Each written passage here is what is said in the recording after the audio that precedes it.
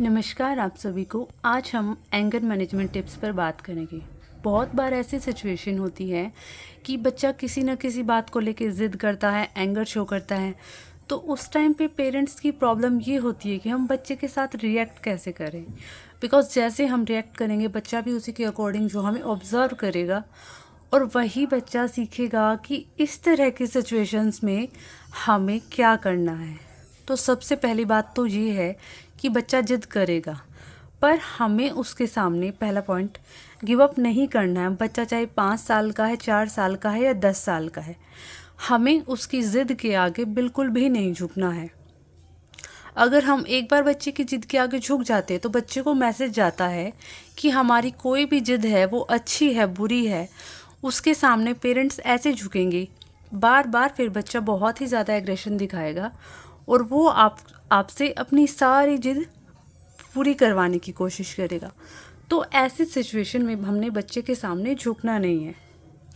Second point पे आते हैं, जब बच्चा इस तरह से एग्रेशन दिखाता है, एंगर करता है, तो अगर बच्चा 2 से 8 या 7 साल तक का है तो हमें उसके साथ कैसे बिहेव करना है। बहुत से बच्चे जो होते हैं एग्रेशन टाइम पे उनको ये समझ नहीं आता कि उनका लॉजिकली माइंड काम कर रहा है या नहीं कर रहा, क्योंकि आप भी उसके साथ अगर काउंटर रिएक्ट करेंगे तो उस टाइम पे बच्चे को कुछ नहीं समझ आएगा। अगर आप भी उस पर चिल्लाना शुरू कर दोगे, डांटना पीटना शुरू कर दोगे, तो बच्चा वैसे ही रिलैक्स नहीं होता है ऐसे सिचुएशन में। उसे खुद नहीं पता होता कि बच्चा अभी कर क्या रहा है। तो उस टाइम पे 2 से 7 साल तक के बच्चों के साथ हम एंगर को मैनेज करने के लिए उन्हें फ़िज़िकल टच करना बहुत ज़रूरी होता है।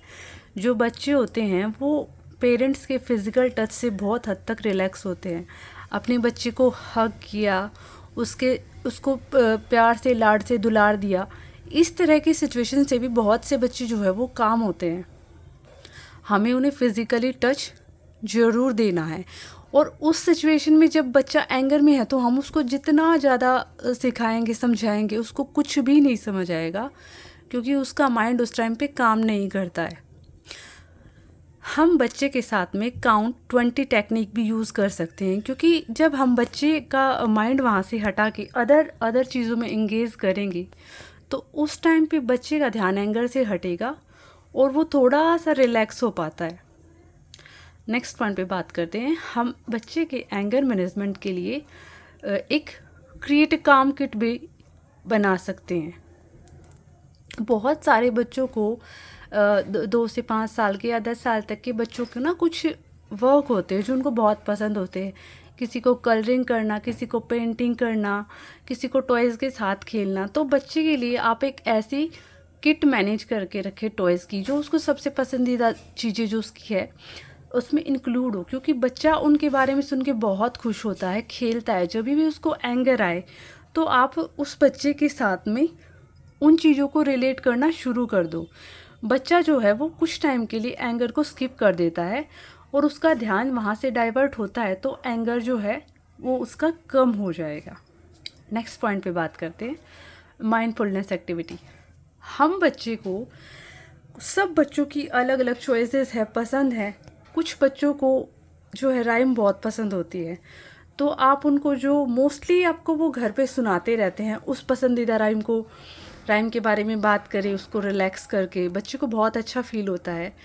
बच्चे की बातें अगर आप सुनोगे तो तभी उसमें कॉन्फिडेंस बिल्ड होगा। अगर आप भी उसके साथ एंगर के टाइम पे आप बच्चे को अगर काउंटर रिएक्ट शो करते हैं, अगर आप भी उसके साथ चिल्लाते हैं, बहस करते हैं, उसको मारते हैं, तो बच्चे को सिर्फ ये मैसेज आता है कि क्योंकि वो आपको देख रहा है, वो आपको ऑब्जर्व कर रहा है, तो बच्चे को जो माइंड सेट होता है वो ये हो जाता है कि एंगर के टाइम पे हम क्या कर सकते हैं, ज़्यादा से ज़्यादा चिल्ला सकते हैं, अपना गुस्सा और बढ़ा सकते हैं।